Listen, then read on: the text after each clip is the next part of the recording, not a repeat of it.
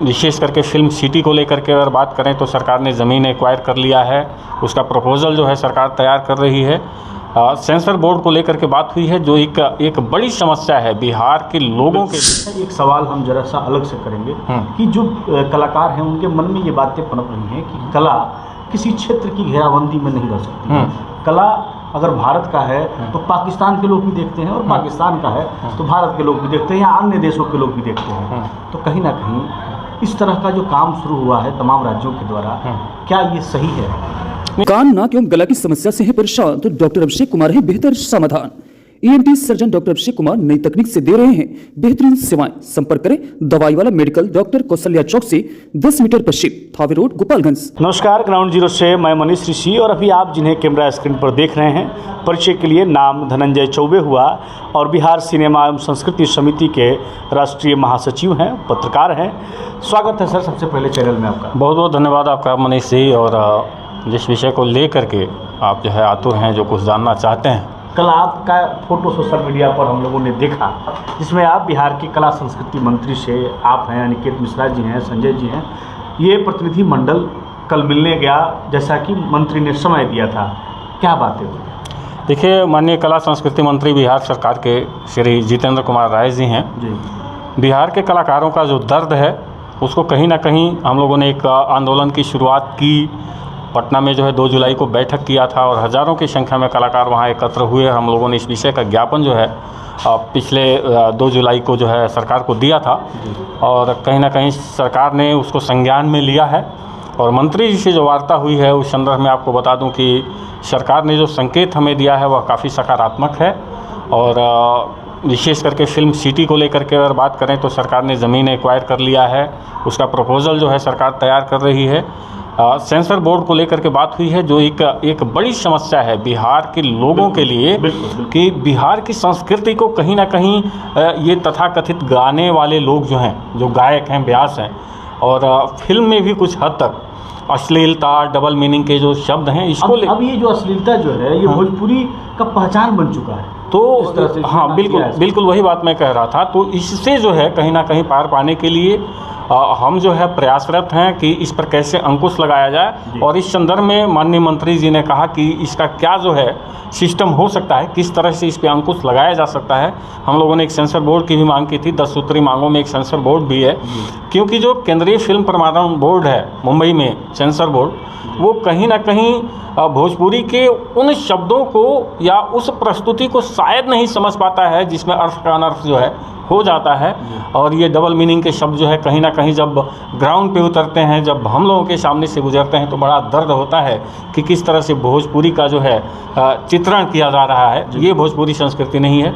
तो इसको लेकर के हम लोगों ने एक मांग की है सरकार से कि बिहार में भी सेंसर बोर्ड बने, और इस पर माननीय मंत्री जी भी जो है बड़ा संवेदनशील हैं और गंभीरता से उन्होंने मुझे जो है कहा कि चौबे जी आप जो है इसका एक प्रपोजल तैयार करिए, इसका एक प्रेजेंटेशन तैयार करिए कि किस तरह से इस पर अंकुश लगाया जा सकता है। तो अब जो है जो 10 सूत्री हमारी मांगे थी उस संदर्भ में सरकार ने हमसे जो है PPT प्रेजेंटेशन मांगा है। तो हम जो है अगले हफ्ते प्रेजेंटेशन उनको प्रस्तुत करेंगे, और जहाँ तक मंत्री जी के बातचीत से लगा कि हम लोगों की मांग जल्दी पूरी होने वाली है। सब्सिडी भी एक बड़ा मुद्दा है। बिल्कुल, सब्सिडी को लेकर के बातचीत हुई, क्योंकि बिहार के कलाकारों के साथ सबसे बड़ी समस्या यही है। सबसे ज़्यादा सुपरस्टार, सबसे ज़्यादा कलाकार अगर फिल्म इंडस्ट्री को किसी ने दिया है तो बिहार ने दिया, भोजपुरी फिल्म इंडस्ट्री को। लेकिन कहीं ना कहीं आज जो है अन्य राज्यों में जब सब्सिडी मिलना शुरू हो गई तो वहाँ के क्षेत्रीय कलाकारों को लाभ मिलने लगा।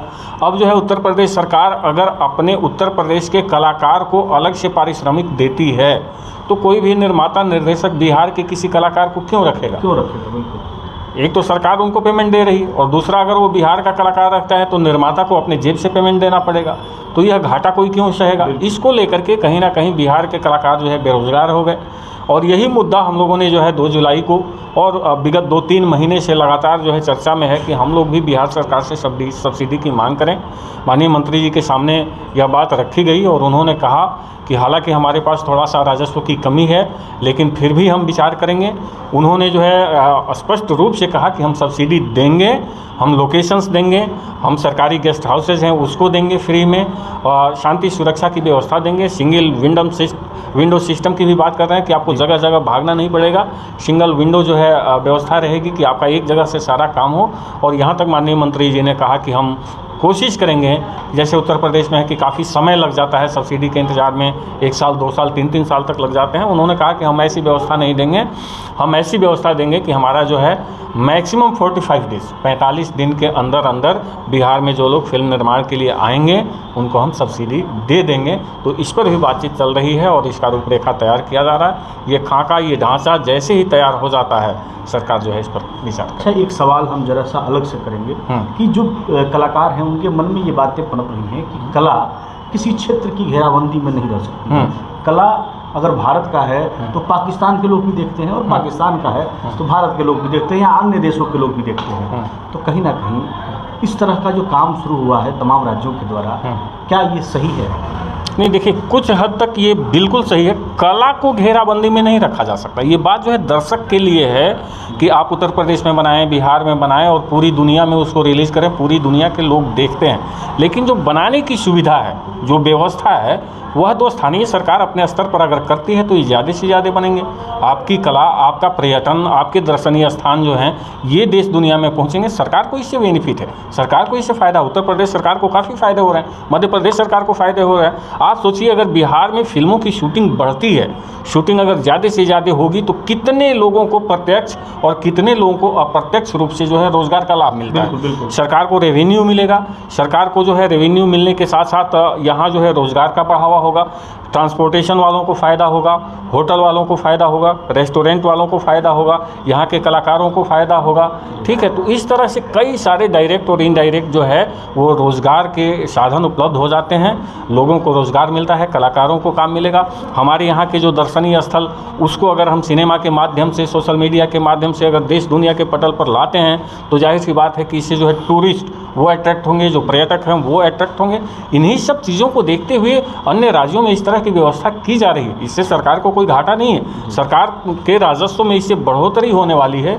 और इसलिए जो है सरकार को चाहिए, जो सवाल आपने किया कि कला को किसी घेराबंदी में नहीं रखा जा सकता, लेकिन कलाकार को अगर आप व्यवस्था देंगे तब तो कला निखर के सामने आएगी। ये हमारा जो है मांग है सरकार से। चलिए, बहुत बहुत धन्यवाद समय देने के लिए। फिर जो भी नया अपडेट होगा हम ग्राउंड जीरो के माध्यम से आपके बीच पहुंचाते रहेंगे। अगर आप अभी भी हमारे चैनल यूट्यूब और फेसबुक से नहीं जुड़ पाए हैं तो जुड़ जाइए और आप देखते रहिए ग्राउंड जीरो। मैं हूं मनीष ऋषि, धन्यवाद।